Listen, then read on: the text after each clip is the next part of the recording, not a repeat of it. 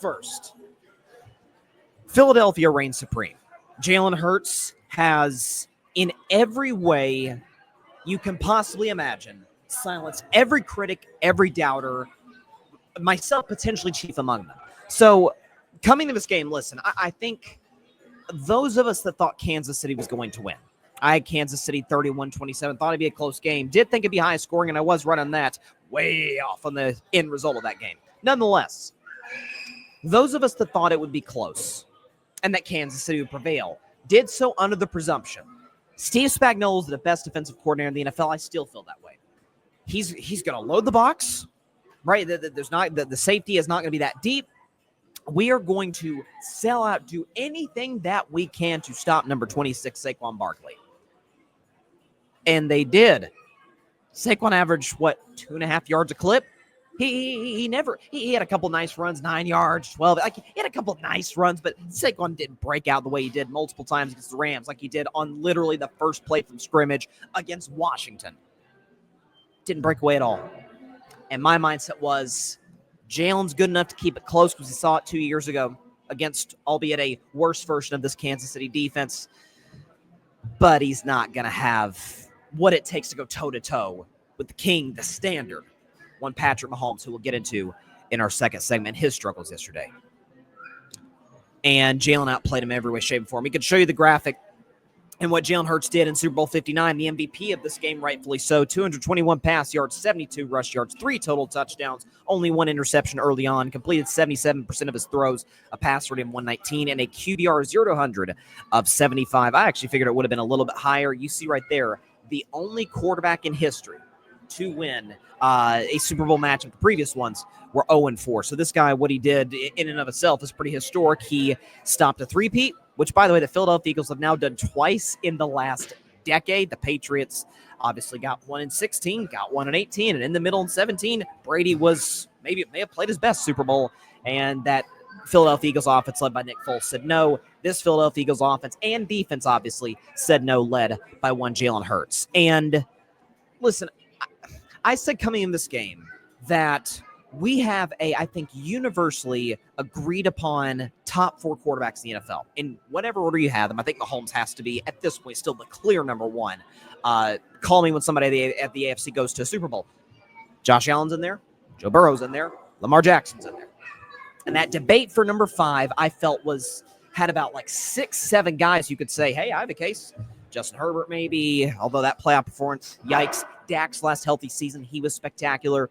Jared Goff was excellent prior to the postseason. C.J. Stroud looking for a bounce back. Maybe he could claim that spot. Jaden Daniels on what he did. And as we see here today, Jalen Hurts is the 5th best quarterback in the NFL. Again, I cannot emphasize how impressive what he just did last night was. Kansas City said, if Jalen Hurts beats us with his arm, and with his legs, obviously, because we know he can give you in that realm of the Eagles' offense and individually. Okay, we shake his hand. Good Super Bowl. Let's do this again next year in Super Bowl 60. And Jalen Hurts torched him from start to finish. Beat the deep balls, and that's something else too, right? Is that the middle of the field was susceptible for Kansas City, and I'm like, okay, Dallas Goedert could be an X factor. Jalen's like, no, I'm just going to beat you with my legs. I'm just going to find the hole.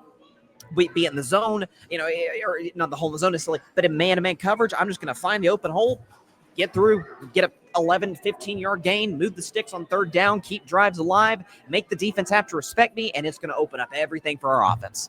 I'm going to hit the deep ball to Devontae Smith. I'm going to be efficient in the red zone with guys like A.J. Brown. And he was flawless. Yes, he had the interception early, but outside of that, he could not have been better. And we could show you, by the way, what Jalen has done over the course of his playoff career. This is why I think it's hard to not call him the 5th best QB today.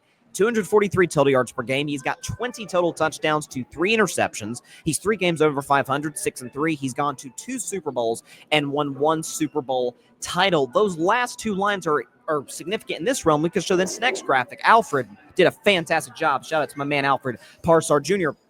He said, put this graphic together. Okay, quarterbacks with 2 or more Super Bowl appearances and 1 win in their first 5 seasons. See if you've heard these names.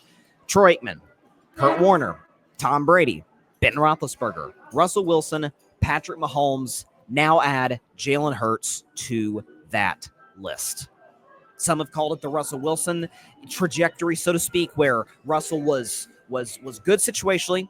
When Seattle needed him to be excellent, he was excellent by and large, but that was a Legion of Boom team. That was a Marshawn Lynch team, and they rode the back of that. But make no mistake, they would not have won that Super Bowl or gone to the second without the contributions of Russell Wilson. I see that comparison. I get that. I think what this has to be for Jalen is a validation of, okay, yes, we were a Saquon first team, as we should be. The man won Offensive Player of the Year, and after the Super Bowl yesterday, despite the lackluster performance by his lofty standards, had just on a yards basis, total yards basis, had the most successful running back season, playoffs and regular season in NFL history. Of course, we're going to be a Saquon first offense. But make no mistake about it, if you guys take away Saquon, I trust the guys I got on the outside. I do trust A.J. Brown and Devontae Smith and Dallas Goedert and what's my man's name? They got it. I think it was Dotson. I trust these guys to be able to go to them in key situations. I'm going to be accurate down the field. We saw bits and pieces of that against the Washington Commanders. There's nothing today. The doubts around Jalen Hurts. Can he beat you with his arm when he take away the run game? All those different things. Can he go up against some of the best defenses, beat you with his arm? I don't know how else he could silence that. And that was my main concern. I've always, even going back to college, been a little bit of a Jalen skeptic. There's a reason he was benched for Tua Tagovailoa famously in that national championship game in Alabama played Georgia. I believe that was 7 years ago now. Tua was a more accurate passer. Tua was more comfortable in the pocket. Tua had more poise in the pocket at that time than Jalen Hurts did. But, man, if there's one thing that has been constant with this guy is his constant approach, is you don't see this dude blink. There is. I've watched. I'm an SEC guy, big Tennessee Vols fan. Wearing my Tennessee 2022 SEC basketball champion shirt. Watched Jalen Hurts since his freshman year at Alabama in 2016.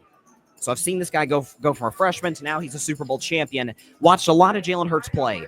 I have never forget for a game, for a drive, for a play, for a moment. Even if he's playing great, if he's playing awfully. I've never been like, oh, yeah, the moment's a little bit too big for number one or number two, whatever number he's wearing at the time. The moment's a little bit too big for Jalen. If it was, can't tell. He doesn't give the defense. He doesn't give the defensive coordinator. He doesn't give me, the viewer watching on television, that impression that the moment is too big. So we can give a lot of Philadelphia Eagles credit. Vic Fangio took an Eagles defense that was, by every metric imaginable, one of the three worst in the NFL, to probably the best defense in the NFL, certainly on a points per game basis, and that's the name of the game. Score more points than the other. Philadelphia defensively was the best in the league at that, and doing what they did. Yes, there was 22 points that Kansas City got. Garbage time. We'll get to Mahomes in a couple of minutes. What Fangio did, what Howie Roseman, dear Lord Almighty, this guy in a span of 8 seasons, not 50, 8 seasons, has won 2 Super Bowls, gone to 3, by the way.